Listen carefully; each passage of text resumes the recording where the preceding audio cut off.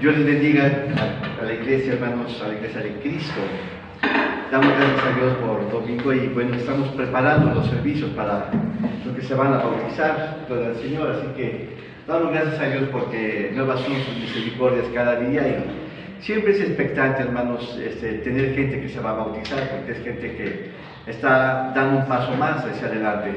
Nosotros los veteranos, pues como que ya se nos hace a veces hasta aburrido, ¿no? Pero no, hermanos, hay que darle siempre, después lo que yo he sentido siempre, la labor de un pastor.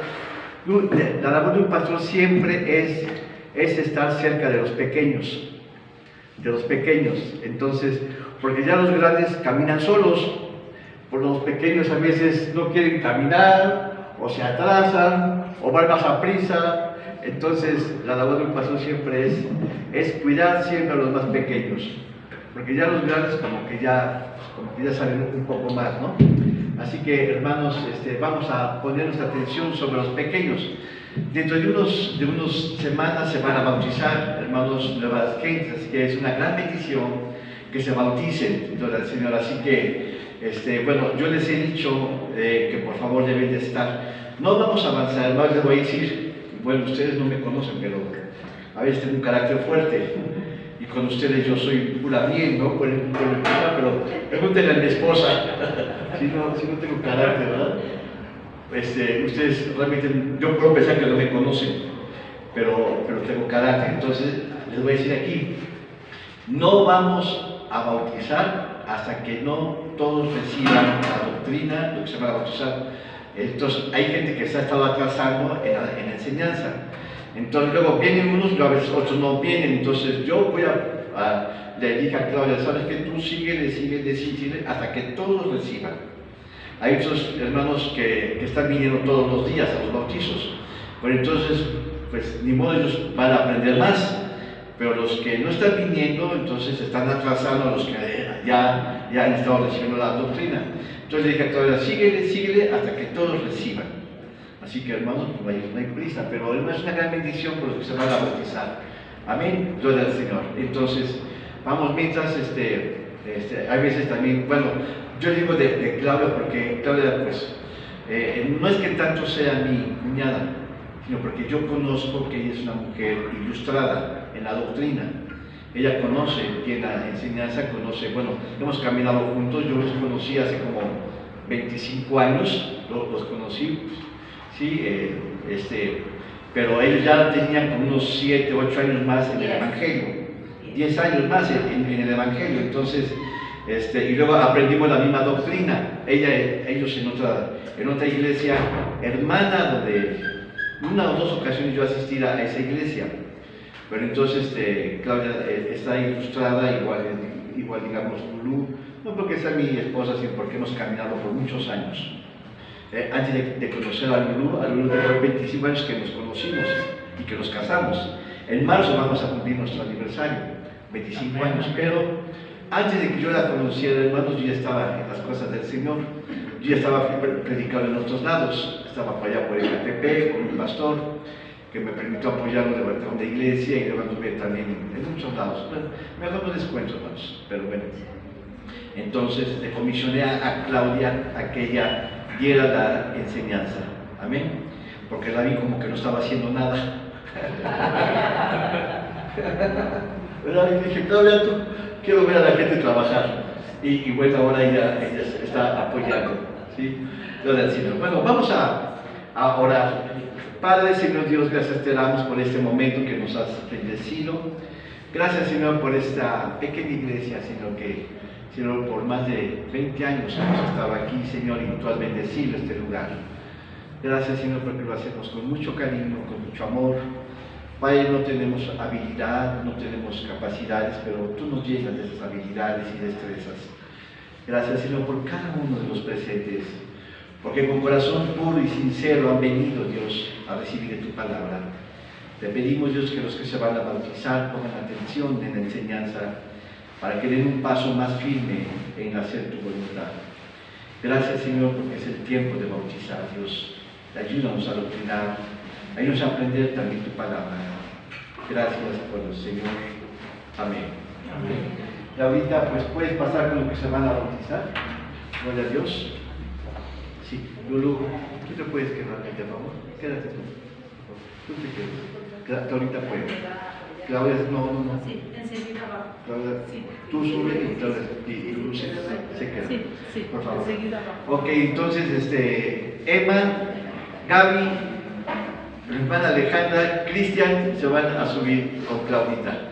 Por favor, son los que se van a bautizar. Gloria al Señor. Amén, así que suban, por favor. Amén, gloria a Dios. Vamos a poner mucha atención. Ahí, pónganse los muebles del tabernáculo. Hemos estado estudiando ellos. Yo no sé si ustedes alcanzan a percibir la enseñanza, hermanos, pero lo que yo les estoy dando realmente a veces siento que es un poco denso porque hay mucho contenido, hermanos, ahí. Pero vamos a entender, voy a hacer como un pequeño resumen de todo lo que hemos aprendido en este año. Con el Señor estamos ya casi acabando febrero. Y si ustedes se dan cuenta, hermanos, vamos a ver, Dios le dijo a Moisés que hicieran un tabernáculo. Un tabernáculo, hermanos, se entiende como una morada, como la morada de Dios. Dios ha querido, hermanos, habitar junto a nosotros. Observen, hermanos, nuestra condición humana fue de alejamiento de Dios. Hermanos, nuestros primeros padres, Adán y Eva, al fallar, al cometer, hermanos, desobediencia delante de Dios y al tomar el árbol prohibido, hermanos, ellos se alejaron de Dios.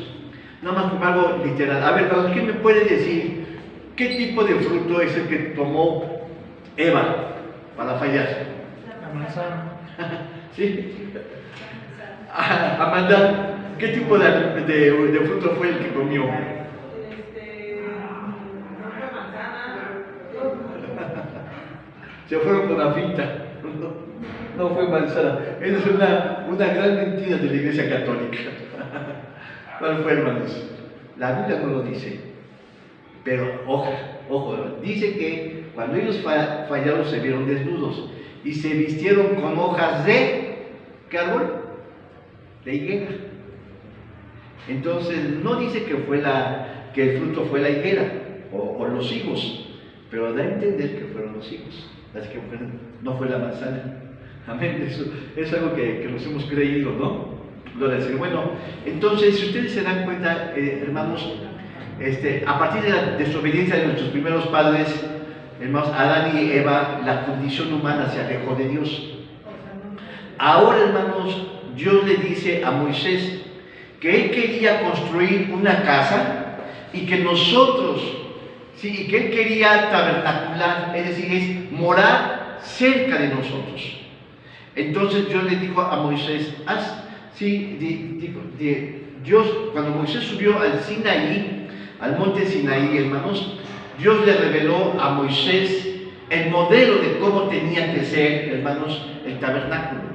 Así que Moisés no hizo un tabernáculo como él le viniera en gana. No hizo un tabernáculo a lo que él quería, como él lo quería hacer, como le viniera en gana. En el tabernáculo Dios le dijo a Moisés, haz las cosas conforme al modelo que te ha sido mostrado en el monte. Quiere decir que Moisés iba a ser muy cuidadoso en obedecer a Dios. Y Moisés hizo el tabernáculo como Dios le dio la inspiración. Así que, hermanos, Moisés recibió una revelación del tabernáculo, hermanos, de cómo tenía que ser la morada de Dios. De tal manera que cuando Moisés vino, hermanos, y empezó a hacer el tabernáculo, hermanos, fue como Dios le dio a entender. Así que cada mueble que ustedes pueden ver ahí, hermanos, no fue sacado de la manga, como dicen hoy en nuestros días, de la manga de Moisés, sino que Moisés lo hizo conforme Dios le dijo que así lo hiciera. Ahora, ¿cuál era el propósito de hacer el tabernáculo? En que él viniera a morar, él viniera a tabernacular, a habitar dentro de nosotros. La palabra tabernáculo, hermanos, tiene dos acepciones en el hebreo. Uno se refiere como una residencia, como una casa, ¿sí? Y otra se refiere como una tienda de campaña, o como una tienda muy austera, algo así muy improvisada. En ese sentido se está refiriendo la morada de Dios. ¿Sí? Así que, hermanos, yo le digo a Moisés que será el tabernáculo como él quería. Así que hizo, hermanos, ahí están, hay 7 muebles, ¿sí? Está el altar de bronce, está la fuente de metal, después está la mesa de los panes de la proposición, está el candelero de oro, el altar del incienso, y luego finalmente está el propiciatorio o el arca del pacto, mejor dicho. Cada uno de esos muebles, hermanos, tipifica algo de lo que Dios está haciendo en su iglesia. Así que si ustedes se dan cuenta, cuando Moisés se estableció después de haber salido de Egipto y llegar a Canaán, en el camino ellos iban haciendo ese peregrinar por 40 años. Ahí en varias ocasiones, no les he dicho, hermanos, pero hubo 12 desiertos. Aprendan muchas cosas, hermanos, porque les estoy dando semillitas donde ustedes con los años las van a entender. Yo le estaba dando a Moisés, Moisés y la nación de Israel pasaron por 12 desiertos y también por 12 montes. ¿Sí? Nunca les he dado esta enseñanza, pero cada desierto les va a dar una experiencia, una enseñanza específica. Aquí, hermanos, los muebles nos van a dar una enseñanza muy específica de lo que Dios está haciendo en cada uno de la iglesia, ¿sí? Así que el altar de bronce, ustedes se dan cuenta, ¿de qué nos habla? De nuestro sacrificio. ¿Por qué? Porque ustedes recuerdan que era el lugar de los sacrificios. ¿Qué está hablando, hermanos? De morir a nosotros mismos. El altar de los sacrificios quiere decir, hermanos, no más nosotros, sino que ahora Cristo Jesús en nosotros, dentro de nosotros. El altar de los sacrificios nos habla de la figura del Calvario. Cristo Jesús murió por nosotros y ahora nosotros tenemos que vivir para Él. La cruz representa la autodisciplina que fue infligida por Dios, hermanos, en Cristo Jesús. No fue que Cristo Jesús sufriera un castigo, hermanos, de acuerdo a su condición de pecado, sino que Él mismo se ofreció en la cruz para morir por nosotros. Así que el altar de bronce nos habla de nuestra autodisciplina. Así como Cristo es el ejemplo, hermanos, ahora, hermanos, el altar de los sacrificios habla de nuestra disciplina, morir a nosotros mismos. Si ustedes observan, todos los muebles del tabernáculo nos hablan de una forma y manera de ser de Cristo Jesús. Así que el altar de los sacrificios, el altar de bronce nos habla del sacrificio de Cristo por nosotros, por el Señor. Después pasamos a ver, hermanos, la fuente de bronce. ¿Qué nos habla de la fuente de bronce, hermanos? Habla de nuestra limpieza, de nuestra conducta, así como el altar, como la fuente de bronce, o la fuente de metal, o el lavacro, que tiene varios nombres, hermanos, habla de nuestra limpieza en manos y los pies.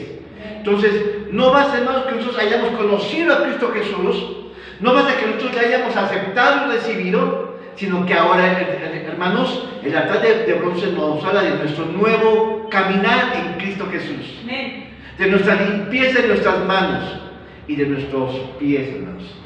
Entonces, hermanos, habla precisamente, ¿sí?, de nuestro diario caminar. Las manos tipifican lo que hacemos y los pies tipifican de cómo nos conducimos.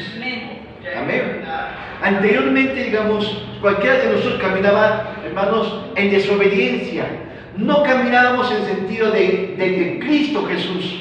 Entonces andábamos, hermanos, sujetos a nuestros deseos, a nuestros pecados, fumábamos, tomábamos, andábamos, hermanos, de un caminar en condenación. Pero ahora, hermanos, en la fuente de bronce nos habla de nuestra limpieza, de nuestra nueva naturaleza, hermanos, de nuestro nuevo servicio en el Señor, limpio y en buena conducta. Gloria al Señor. Después hablamos de la mesa de los panes de la proposición. Ahora, ¿de qué no nos habla? Mira, si el altar de los sacrificios nos habla de morir a nosotros mismos, ¿sí? Como dice Pablo, ya no vivo yo, mas vive Cristo en mí. Y lo que ahora hago, lo vivo en la carne, mas el Hijo de Dios, el cual me amó y se entregó a sí mismo por mí. Vemos qué palabras, hermanos, de gozo del apóstol Pablo. Entonces habla precisamente de nuestro autosacrificio. La fuente de verdad nos habla de nuestra limpieza, nuestro diario caminar. Observen cómo vamos avanzando, lo del Señor. La mesa de los panes de la proposición ahora nos habla de qué? De impartir la doctrina. La nueva doctrina, hermanos. ¿Sí? Habla, hermanos, que es la figura preciosa de cómo impartir la doctrina. Y los panes es el alimento que nosotros tomamos. Recordemos que Israel, en ese caminar hacia Canaán, de Egipto hacia Canaán, ellos recibieron del maná. Era el alimento físico, el alimento que les nutría para el cuerpo, lo del Señor. Pero ahora, hermanos, en un sentido espiritual, ahora la palabra de Dios es nuestro alimento espiritual. Amén. Amén. Amén. Cristo Jesús dijo, yo soy ¿qué? El pan de vida eterna. Entonces ahora, hermanos, debemos de caminar en una vida espiritual, en una vida, hermanos, al servicio de nuestro Dios, lo del Señor. Ok, entonces hemos visto estos tres muebles. ¿Qué habla ahora? Vamos a ver, hermanos, sobre el candelero de oro. El candelero, ahí lo tienes, Pepe. Ahí está. Obsérvenlo bien, hermanos, porque vamos a tomar como tres clases o tres enseñanzas acerca del candelero de oro. Véanlo bien, hermanos, al detalle. Si ustedes, este es el único mueble que está hecho de puro oro. Dice que de un talento, ¿no? De un talento equivale más o menos como de 26 kilos de oro. Hay algunos que lo ponen como de 1 metro de alto. Hay otros que como de 1,5 metros de alto. Pero hermanos, aquí véanlo bien, hermanos, es el único mueble que está cubierto de puro oro, de oro macizo. ¿Sí? Tiene 6 brazos, más la parte central, y 6 brazos, 3 de un lado y 3 del otro lado. Viene también, si ustedes se dan cuenta, está rodeado de manzanas. ¿Sí? De manzanas, ¿de qué, perdón? Sí, está rodeado de manzanas y tiene muchos detalles, lo del Señor. Ahora, ahí, hermanos, lo vamos a ver, no en esta sesión, lo vamos a ver después. Observen, hermanos, cómo todo es representativo, todo es simbólico. Este mueble, hermanos, el candelero de oro, nos habla del orden divino para el gobierno de la iglesia. Aquí vamos a ver, hermanos, cómo se gobierna la iglesia. ¿Cómo debe ser el gobierno entonces, si se dan cuenta, hermanos, Dios no estaba improvisando.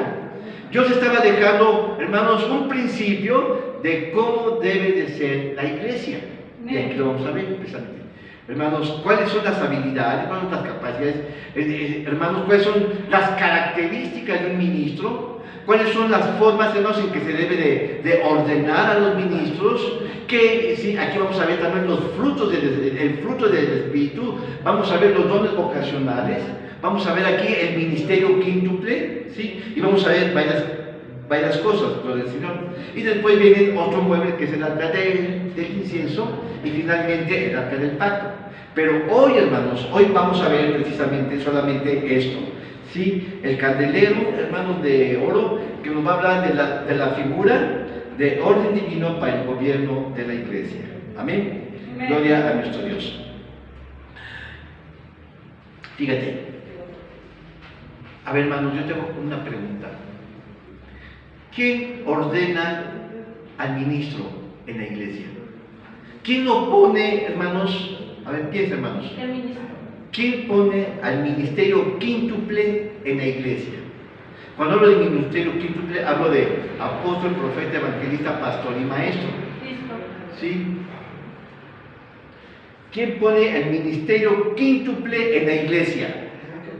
Bueno, ¿qué lo ponen los ancianos? Lo pone un presbiterio. ¿Saben lo que es un presbiterio? Es como un grupo de ancianos, y dicen, ¿sabes qué? Tú me gustas que seas tú el pastor y tú vas a ser el apóstol y tú vas a ser el evangelista. No, no, no, no. ¿Quién lo pone, hermanos? Lo pone Cristo Jesús. Ahora, ¿de qué manera, hermanos? Dice la Escritura que Dios pone el querer como el hacer en su buena voluntad. ¿Qué quiere decir, hermanos? Que Dios te llama, te prepara, te capacita y luego te establece en un ministerio. ¿Cómo dice que? Primero dice que es el querer como el hacer, es decir, hermanos, Dios desde muy pequeño, por ejemplo, a Samuelito, Dios lo llamó al profeta Samuel. Recuerden que Samuel, ¿sí? Él vivía en la iglesia, era un chamaquito, hermanos, pero Dios lo llamó desde muy pequeñito. Y dice que Samuel no se apartaba de la iglesia. En otras palabras, cuando Ana se lo entregó al sacerdote Elí, porque él dijo, dame un niño. Ana lloraba porque era estéril. Y le decía, dame un niño. Le decía a Dios, si no me das un hijo, me muero. Y Dios se lo dio. Pero Ana le dijo, cuando tú me lo des, yo te lo pondré a tus pies. Entonces Dios le dio a Samuelito. Entonces, a la edad pequeñito, ¿sí? Ana se lo entregó al sacerdote Elí. Y el niño empezó a crecer. El sacerdote Elí, pues ahí lo tenía en la iglesia. Pero observen, Dios llamó a Samuelito desde muy pequeñito. Y él respondió al llamado. ¿Qué quiere decir? Que lo que él hacía en la iglesia lo hacía con mucho gozo. Así que, hermanos, yo te hago una pregunta. Hermanos, ¿cómo sabes que Dios te ha llamado a ti? Dice, bueno, ¿y quién puso al pastor Chema? Hermanos, contrario a mí nadie me puso. Hermanos, por ejemplo, hermanos, desde pequeño yo tuve afición por la iglesia. Yo quedé huérfano. Yo iba a la iglesia solito, y yo no tenía dinero, pero iba caminando, y iba y venía, hermanos, y empecé a crecer, y así, entonces Samuelito empezó a crecer, entonces, es decir, puso el querer como el hacer. Después Samuelito empezó a estudiar, hermanos, hasta que Dios lo llamó. Es decir, cuando uno es fiel en lo poco, como dice, el que es fiel en lo poco, en lo mucho te sostendré o te pondré. Así que, hermanos, Samuel fue llamado desde muy pequeño, hermanos, después él se preparó, hermanos, y empezó a caminar. Pero entonces eso es una vida. Ahora, en el ministerio, hermanos, ¿cuántos tiempos hay que tomar universidad, hay que hacer cursos, hermanos, no, simplemente es una preparación con el tiempo. Aquí es muy relativo. Dios llama, hermanos, y el crecimiento y la madurez, hermanos, tiene que ver muchas veces por uno mismo. En otras palabras, hermanos, cuantas más ganas le pones al Señor, más rápido tú maduras y te estableces. Entonces, aquí, hermanos, el ministerio, hermanos, Dios pone el querer en el hacer. Pero ¿sabes qué? ¿Quién lo ordena? Cristo Jesús. Porque dice, hermanos, en Efesios, búscate, Efesios capítulo 4, Lulú, está en Efesios capítulo 4, no lo voy a mencionar, hermanos, solamente estoy haciendo literalmente lo que estoy viendo, está en Efesios 4, Él mismo dio a unos constituyó ciertamente apóstoles, otros profetas, otros evangelistas, otros pastores y doctores para la perfección de los santos. Ahí está. Entonces, ¿quién nos está estableciendo, hermanos? Cristo Jesús. Dios no va a tomar, digamos, a uno que no quiere y lo va a poner en la iglesia, al frente. Quiere decir, hermanos, que Dios pone en el corazón de la persona, ¿sí? Lo llama, lo entrena, lo capacita, después lo establece.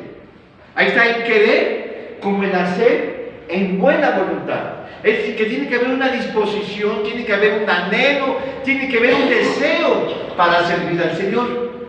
Ahora, si tú piensas, amados hermanos, que si es por cuestiones de dinero, no. Hermanos, uno termina poniendo más, ¿sí?, de lo que recibe. Hermanos, no es por dinero. No te faculta como un salario. Hermanos, muchas veces, hermanos, se trabaja por mucho sin dinero. En muchas ocasiones, hermanos, yo tuve que ir, digamos, a a las misiones. Fui a Puebla, fui a Querétaro, fui a Pachuca, fui a Oaxaca, fui a muchos lados, hermanos. ¿Y saben qué? Muchas veces uno tuvo que pagar sus gastos. Fui a Oaxaca y así, hermanos, uno tiene que pagar. Así que, hermanos, sí. Ahora, no son las habilidades, hermanos. Si tú te das cuenta, cuando Dios llamó a Samuel al ministerio, no le puso habilidades especiales para ejercer el ministerio. Únicamente el hermano lo tomó tal como era, no le dio habilidades, sino que hizo que él madurara, que él creciera. Así que no son las habilidades naturales puestas al servicio de Dios. No son las capacidades, como dicen, ¿sabes qué?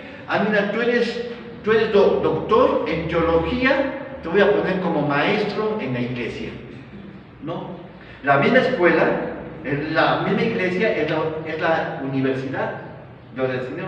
Aprenden lo que Dios recibe de la revelación. Por eso estamos hablando que el candelero de oro es el orden divino que va a impartir el gobierno de la iglesia. Entonces, primeramente vamos a ver, hermanos, que Cristo Jesús es el que establece el gobierno de la iglesia. Y Dios pone en el corazón de la gente el querer servir. No es compadrazgos, no es amigo, mira, tú eres el hermano del pastor, entonces te voy a poner como anciano. No, hermanos. Uno de los problemas muy seguidos, óiganlo bien, hermanos, uno de los problemas muy seguidos de los ministros es que ponen a sus hijos al frente, cuando muchas veces ellos no están preparados, no están capacitados. Y luego se sabe que los hijos andan en parrandas, andan en centros nocturnos, andan en situaciones de pecado, o andan enamorando a las hermanas de la iglesia. ¿Sí o no, hermano? Eso sucede en muchas iglesias. Hermanos, no es compadrazgo, no es parentesco quien va a poner en el ministerio a las personas. Mira, hermanos, tarde o temprano las cosas salen. Así que, hermanos, si tú tienes un hijo y tú puedes amar mucho a su hijo, hermanos, pero tú tienes que ver si tiene el llamado. Y yo sé muchas cosas de eso, de lo que ha pasado. Que muchas veces el pastor quiere poner a sus hijos en el ministerio y sus hijos no son llamados, no tienen el carácter, no tienen el entrenamiento, no tienen la formación, no tienen nada, hermanos, de lo que tiene el padre. Pero el padre ostenta el ponerlos y luego vienen los fracasos. Así que no son habilidades, no son, hermanos, capacidades que pueda tener alguien, sino que es Dios quien pone, hermanos, al ministerio. Gloria al Señor. Ahora me estoy empezando a desviar un poquito, pero mejor voy a hablar algo, hermanos. Así que, ¿quién es? Ustedes ven, vamos a ver un croquis de lo que es la iglesia. Un croquis. Ustedes ven, esta es la cruz. Esta es la cruz en un madero, ¿sí? La cabeza es Cristo. Después, los brazos, está el gobierno de la iglesia. Vamos a ver primeramente qué es la... Sí, ¿por qué digo que Cristo es la cabeza de la iglesia? No es el pastor, hermanos. El pastor es el chalán. Es el chalán de Cristo, que es... aquí lo tienes, ¿verdad? Cristo es la cabeza. Entonces, ahí está la iglesia local. Vamos a hablar primeramente de la iglesia. Cristo es la cabeza, la iglesia local, la congregación y la asamblea general. Todo eso es diferente, hermanos. Primeramente, Cristo es la cabeza. Vamos a Efesios, libro de Efesios. Ese está muy bien, hermanos, que lo tengas ahí. Efesios capítulo 4, versículo 15. Dice, antes, siguiendo la verdad en amor, crezcamos en todas las cosas en aquel que es la cabeza, a saber, Cristo. Así que, hermanos, la cabeza de la iglesia es Cristo, no es el pastor. Muchas iglesias, hermanos, idealizan al pastor. No te equivoques, hermanos. El pastor simplemente es un obrero y está al servicio de Cristo Jesús. Vemos que Cristo es la cabeza. Y ahora vamos al capítulo 5, versículos 22 y 23. Ahora dice, 22, las casadas estén sujetas a sus propios maridos como al Señor. Observen, hermanos, Fíjate algo importante. Dios demanda a las mujeres sumisión, obediencia al marido. Pero ¿qué Dios demanda del hombre para la mujer? Dice, amar a vuestras mujeres, como Cristo amó a su iglesia y se entregó.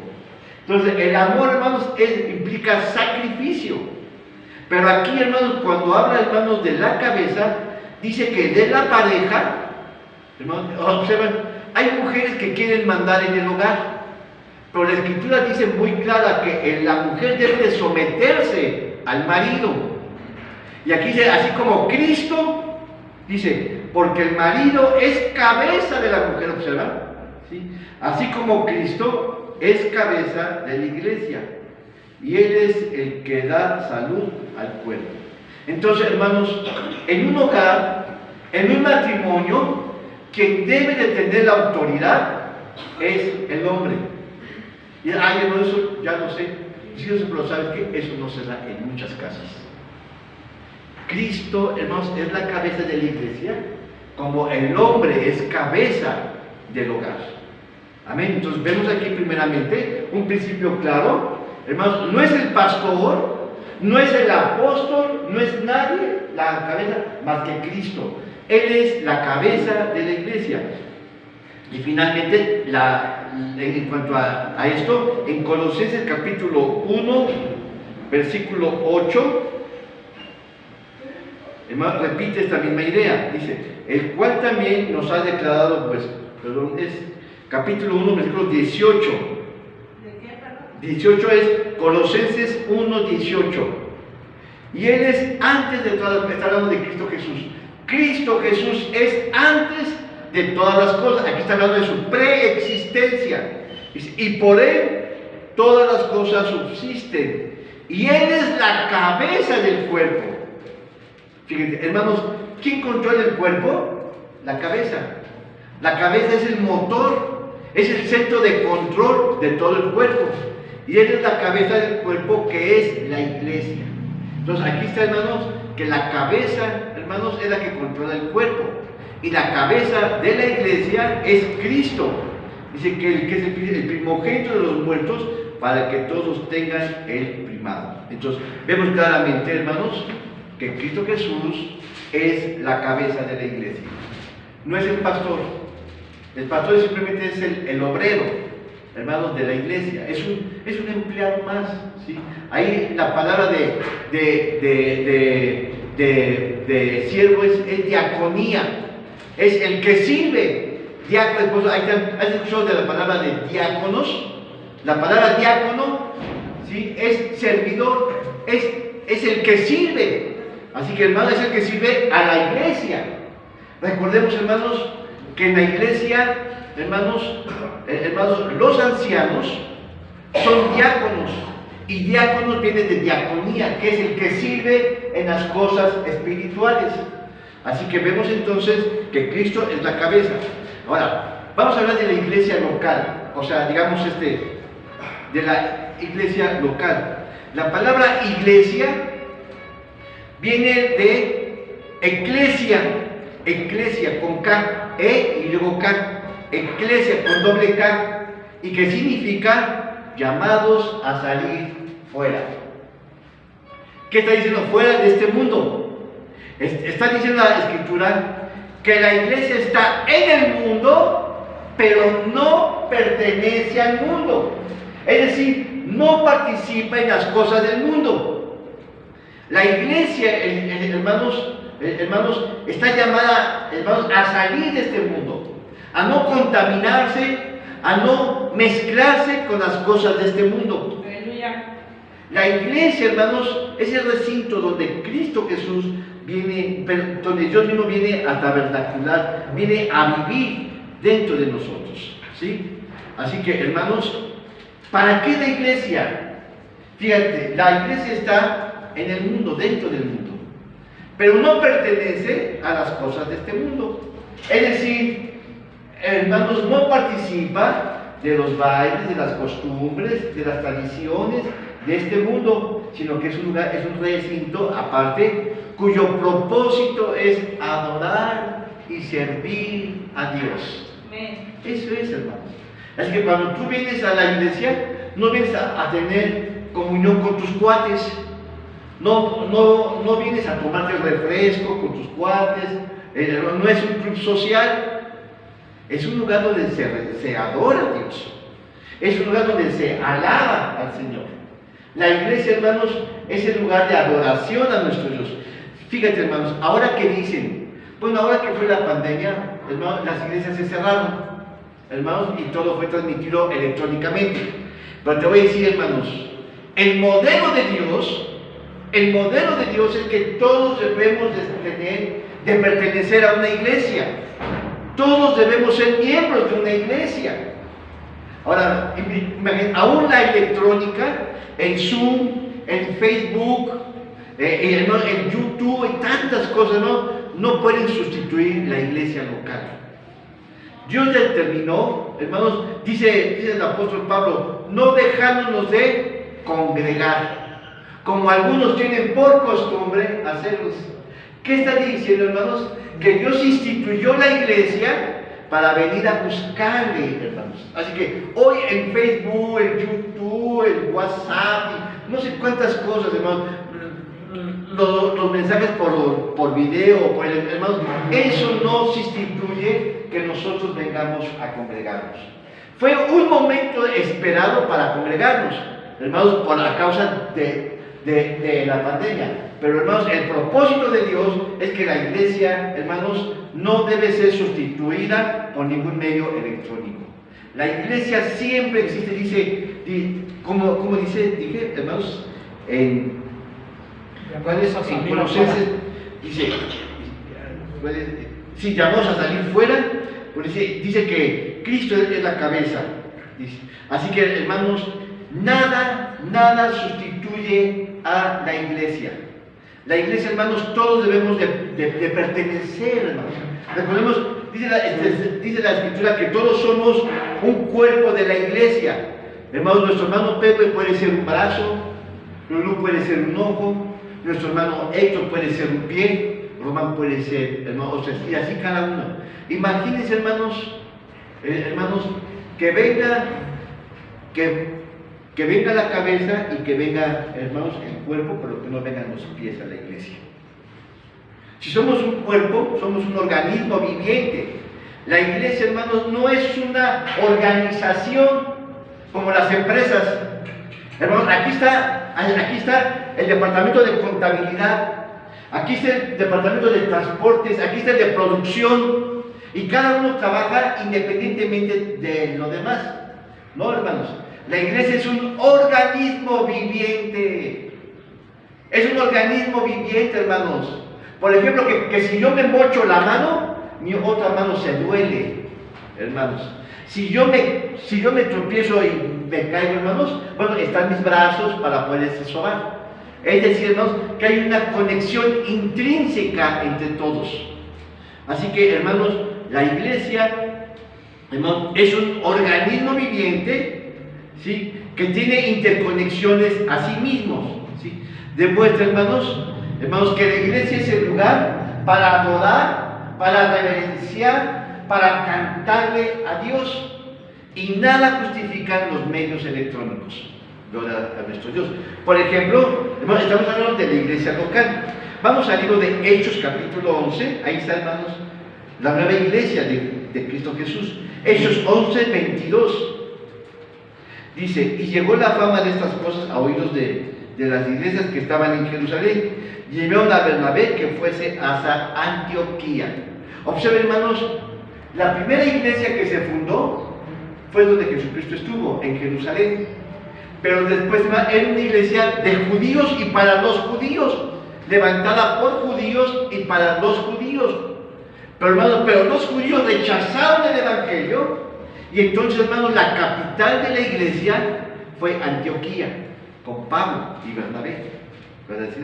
Entonces está hablando ya de una iglesia local, donde los miembros de la iglesia de Jerusalén, los apóstoles que estuvieron con Jesucristo en Jerusalén, dice que enviaron, sí, a la iglesia, sí, enviaron a Bernabé que fuera hacia Antioquía. Ahora, Antioquía, el lugar de Antioquía se convirtió en la capital, ¿sí?, de las iglesias gentiles. Ya no era Jerusalén. ¿Sí? Los grupos. Ahora, está hablando de una iglesia local. En el capítulo 13, vemos ahora 13:1, dice: había entonces en la iglesia que estaba en Antioquía profetas y doctores. Fíjate, quiere decir que ya había un equipo ministerial, profetas y doctores, es decir, maestros. Bernabé y Simón, el que se llamaba Níger, y Lucio de Cirene y Manahem, que habían sido creados con Herodes, Tetrarca y Saulo. ¿Qué vemos, hermanos? Que la iglesia, hermanos, ahora está hablando de una iglesia local. En una iglesia, hermanos, sí, es donde se maneja todo esto. Bueno, también, hermanos, es una congregación. ¿Qué es congregación? Un lugar donde todos se reúnen para adorar a Dios, para aprender, para tener comunión, así como esta. Estamos hablando de una congregación, es congregar, unirnos para el servicio al Señor. ¿Sí? Por ejemplo, en Hechos capítulo 9, versículo 31. Dice: las iglesias entonces tenían paz por toda Judea y Galilea y Samaria. Hablan de iglesias gentiles y Samaria, y eran edificadas andando en el temor del Señor, y con consuelo del Espíritu Santo eran multiplicados. Entonces, vemos, hermanos, que empiezan a crecer varias iglesias. De Jerusalén fue el epicentro del cristianismo, pero después de la muerte de Esteban, dice en la escritura que muchos cristianos empiezan a salir de Jerusalén y empiezan a establecer pequeñas células. ¿Sí? Y luego dicen que las iglesias de Jerusalén se dan cuenta y empiezan a mandar ministros, ¿sí?, a las pequeñas iglesias. Es decir, hermanos, como maestros, como predicadores, para que las iglesias empiecen a crecer en Asia Menor. Entonces, está hablando de iglesias físicas. Así se ve el crecimiento de las iglesias, hermanos. Y luego dice algo más, ¿sí? Dice, y consolaban, y eran edificadas andando en el temor del Señor, y con consuelo del Espíritu Santo eran multiplicadas. La iglesia, hermanos, como una granada, sale de Jerusalén, hermanos, y empieza el avivamiento de Cristo Jesús. ¿Te acuerdas que Jesucristo les había dicho, sí, en Mateo el último capítulo decía: no os dejaré huérfanos, mandaré al Espíritu Santo? Es decir, ya no estaba Cristo Jesús, ya había muerto, ya había resucitado y se había ido, pero ahora, hermanos, estaba el Espíritu Santo, su acompañante, que les iba a permitir, hermanos, empezar a evangelizar. Hermanos, como una granada, hermanos, iban a empezar a evangelizar por todos los rincones del mundo. Hasta la cita que leímos hace ratito en Romanos, que Pablo dice: todo lo he llenado en Cristo Jesús, desde las regiones hasta Ilírico. Ilírico era la parte última del Imperio Romano. Es decir, en el tiempo de Pablo, hermanos, el evangelio, el cristianismo se había expandido hasta los límites de todo el Imperio Romano. Les quiero decir que a Pablo le quedó chiquito el Imperio Romano. Le quedó chiquito, hermanos. Hermanos, porque tuviéramos el carácter de Pablo, a Pablo lo tumbaban, hermanos. Sí, los judíos lo apedraban, lo metían a la cárcel, hermanos, lo amenazaban. ¿Y qué es lo que hacía Pablo? Se sacudía el pantalón, se levantaba, y seguía, iba a levantar iglesias. Hermanos, ¿quién quisiera tener un carácter, una fe como el apóstol Pablo? Gloria del Señor, es algo hermoso. Gloria del Señor. Ahora, hermanos, a estas iglesias, a las iglesias que empezaron a crecer, se les denomina como el cuerpo de Cristo. Su propósito de la iglesia es perfeccionar a los santos. Qué cómodo fue hace dos años que todos nos conectábamos, ¿verdad? Todos, desde la camina, a mí que el pastor no nos ve. A mí que no nos ve, yo estoy apostadito, nomás lo prendo para que aparezca mi nombre ahí. Sí, mando un saludo y ya, hermanos, y yo me acuesto. Hermanos, el propósito de la iglesia es nuestra edificación, madurar, crecer, dar frutos. Gloria al Señor. Ahora, vamos a hablar de la congregación. La congregación, aparecen citas ahí. La congregación, ¿qué es? Es la reunión de varias iglesias, es como asamblea, es una asamblea, ¿sí? Es una comunión entre varias iglesias y cuyo propósito es apoyarse, ¿sí? Entre ellas mismas. Gloria al Señor. Es una reunión de varias iglesias, hermanos, que están unidas con el mismo propósito, reunión y adorar a nuestro Dios. Gloria al Señor. Hermanos, es iglesias que tienen comunión y compañerismo los unos con los otros. Es decir, la iglesia, como por ejemplo la iglesia Nuevo Pacto, hermano, yo tuve comunión hace unos años, dos años, con nuestro hermano Miguel Ángel Olivares, la iglesia de Plata. Yo estuve predicando. Hermanos, cuando estuve aquí, digamos, aquí en la pandemia, tuvimos servicios a las 6 de la mañana. Estuve predicando durante 2 años, hermanos. 2 años a las 6 de la mañana, una vez por semana, predicando en la mañana a la iglesia de Plata. ¿Quién lo supo? Nadie lo supo. Pero hermanos, era comunión. Lo que yo tengo, hermanos, lo que Dios me ha dado, se lo ministré a la iglesia. Y a veces, ahora vino, hermanos, nuestro apóstol, el hermano Eliazar, y nos compartió la palabra del Señor. ¿Qué es, hermano? Tú me invitas a predicar a tu iglesia y yo voy a otra iglesia, después este hermano va a otra iglesia. Es tener comunión, es tener compañerismo, es tener, hermanos, alimento espiritual los unos con los otros. Alimentarnos espiritualmente, tener comunión con la palabra del Señor, ¿sí? Tener, hermanos, crecimiento y madurez, como por ejemplo, hermanos, vemos bueno, esto lo vemos en la... Después viene la Asamblea General. ¿Aparece ahí? La Asamblea General. Hechos capítulo 2, 15. ¿De qué nos habla? A ver, hermanos, no habla su escritura. ¿De qué nos habla Hechos capítulo 15? Del concilio. El concilio de Jerusalén. El concilio de Jerusalén. ¿Sabes de qué consiste ese? Hermanos, no lo lean porque si no, no se da mucho tiempo. ¿Saben de qué consiste el concilio de Jerusalén? Hermanos, está el dilema de que los gentiles que se han... Acuérdense que la primera iglesia cristiana fue de los judíos. Los judíos se cristianizaron. Entonces los judíos, hermanos, bueno, eso fue, pero después empezaron las iglesias gentiles. Hermanos, pero como fue una iglesia que se originó directamente por los judíos, ahora los judíos querían forzar a las iglesias gentiles a que ellos siguieran los ritos y costumbres que hacían ellos. Es decir, hay que judaizar a los gentiles, se tiene que circuncidar, ser como nosotros. Entonces esa fue la situación que surgió. Entonces lo que pasó es que entonces hubo digamos, una convención, vamos a entenderlo así, una reunión entre los principales jerarcas de la iglesia que estaba surgiendo. Estaba ahí Pablo, estaba Bernabé, estaba Pedro, hermanos, estaban las principales cabezas en el evangelio.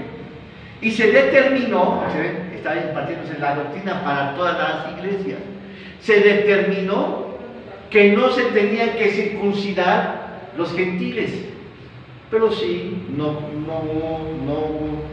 comer sangre, ni carne de ahogada, ni cosas así, ¿no? Es decir, se delinearon principios doctrinarios. Entonces, hermanos, eso fue la Asamblea General. ¿Qué es la Asamblea General, hermanos? Es donde se determina, hermanos, la doctrina. Por ejemplo, la doctrina que yo doy aquí, hermanos, la dan en otras iglesias que son hermanas. Por eso son las convenciones, hermanos.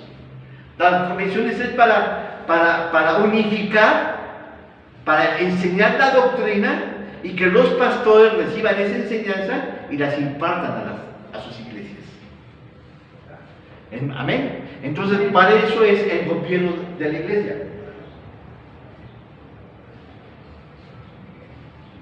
Entonces, el orden divino, hermanos, el mensaje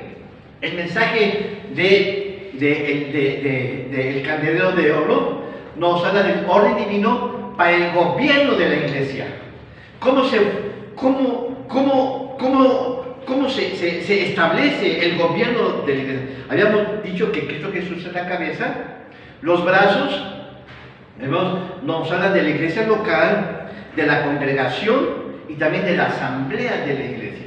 Es decir, de la iglesia pequeñita como esta, después, hermanos, de un grupo de iglesias, y ese grupo de iglesias está bajo la autoridad sobre la asamblea general, que es ahí donde se imparte la doctrina. Se da a conocer, los pastores la aprenden y la establecen y le enseñan a sus iglesias. Gloria al Señor. Ahora, avanzando un poquito más, me quedan 5 minutos, hermanos, ya no me ha hecho tiempo. Ahora, sobre los ministerios, el ministerio quíntuple, que he insistido mucho. ¿En dónde aparece, hermanos? Bueno, aquí en Efesios capítulo 5 vamos a detallar un poquito. Habla del ministerio quíntuple, pero también habla de la poderosa mano de Dios. Efesios capítulo 5, vamos a verlo, perdón, capítulo 4, versículo 11, dice, y él mismo dio, fíjate hermanos, observa, en otra traducción dice, y él mismo constituyó, pero observen hermanos, que Dios da, hermanos, siervos a la iglesia, no da habilidades a la persona. No dice, a ver José María, tú vas a hacer, no. Dice que José María es siervo de la iglesia. El enfoque que está puesto está sobre la iglesia. Dice, y él mismo constituyó ¿a quién? A la iglesia. Pero no está otorgando títulos a las personas, sino a la iglesia. Dice, y él mismo, es decir, Jesús, dio o constituyó a unos, ciertamente, apóstoles, profetas, evangelistas, pastores y maestros. Fíjate. ¿Para qué? Para la perfección de los santos. ¿Qué está diciendo? Que no repartió huesos o títulos, sino que el propósito era que la iglesia fuese edificada y puso ministros. Amén. Entonces, si tú te das cuenta, hay una gran diferencia. No es lo mismo, hermanos, gente que Dios prepara para el servicio de la iglesia, ¿sí? Y no otorga títulos a las personas. El propósito es que la iglesia crezca, que la iglesia reciba madurez, que la iglesia crezca en el conocimiento de la palabra del Señor. Dice para perfección de los santos. No dice del ministro. Entonces, hermanos, el ministro simplemente, hermanos, no es un chalán. El ministro es un empleado más para la obra del ministerio, para edificación, ¿qué? Del cuerpo de Cristo. Date cuenta, hermanos. El propósito de Jesús es que la iglesia crezca y madure, no el ministro. El ministro va a contribuir, ¿no?, al servicio. Recuerden que el ministro simplemente es el chalán, es el que va a servir, hermanos, a la iglesia, hasta que todos lleguemos, ¿sí?, a la unidad de la fe, etc. Entonces, ahora, vemos aquí, hermanos, ahora dice que son 5. Vamos ahora a 1 de Pedro, capítulo 5. ¿Me van siguiendo, hermanos? Capítulo 5, versículo 6. Dice, humillaos pues bajo la poderosa mano de Dios. Aquí está, hermano. ¿Cuál es la poderosa mano de Dios? El ministerio quíntuple.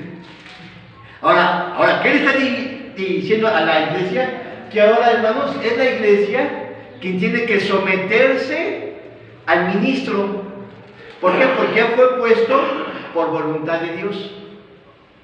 No fue un hueso que él haya ganado. No fue, hermanos, un puesto que le haya sido otorgado.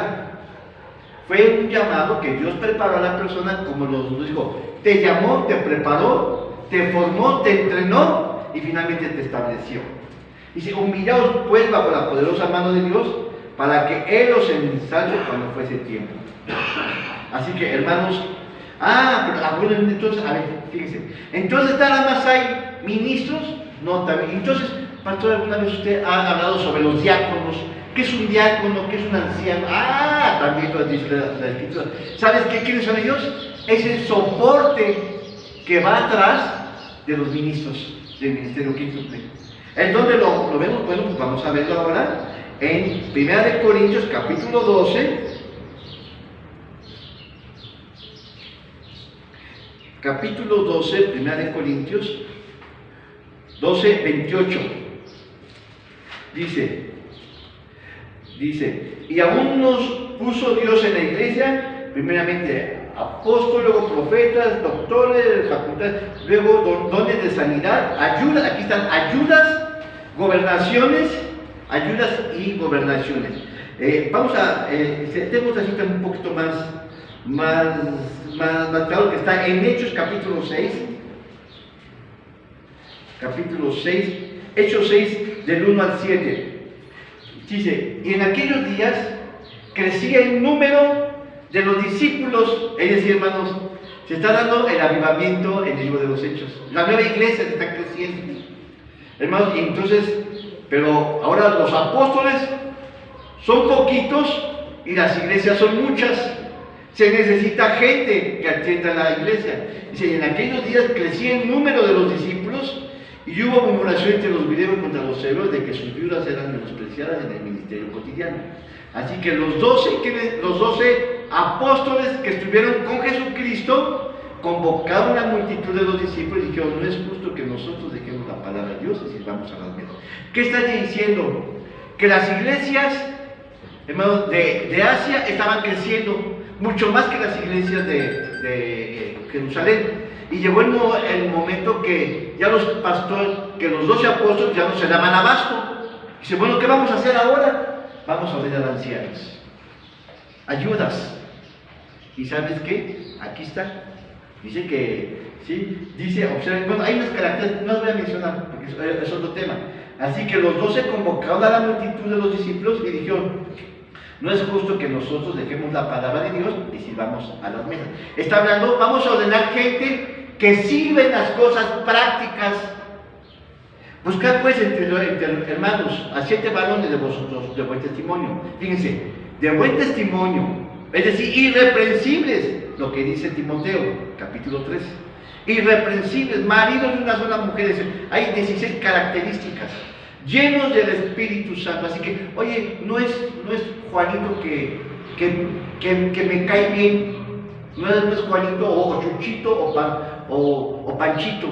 Dice, llenos del Espíritu Santo, sí, de buen testimonio, los cuales pongamos en la obra, y nosotros persistiremos en la oración. Es decir, los ancianos, el ministerio quíntuple se dedica a las cosas espirituales y las ayudas a las cosas prácticas.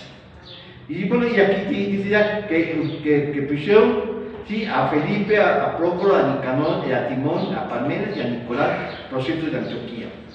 Estos presentaronse delante de los apóstoles, después oraron, les impusieron las manos encima, es decir, los ungieron, los aprobaron, hermanos. ¿Quiénes fueron? El ministerio quíntuple. Fíjate, el ministerio quíntuple es puesto por Cristo Jesús. Y los ancianos, los líderes, los timoteos y las ayudas es puesto por el ministerio quíntuple. Dice, ¿cómo? Impartiendo las manos sobre ellos. Y aquí están. Entonces, ¿qué vemos, hermanos? Pero hay algo importante, que también se mencionan a las mujeres. Y eso es digno de mencionarlo. Quiere decir, hermanos, que en el ministerio quíntuple solamente está reservado para hombres. Ahora, hay pastoras, es cierto, hermanos, hay pastores, pero ¿sabes qué? Deben de ser por un tiempo determinado. ¿Por qué, hermanos? Porque a veces no hay hombres que asuman la dirección de un pastorado. Entonces, ustedes saben que ha habido pastoras, mujeres, o mujeres pastoras, hermanos, pero no es el modelo.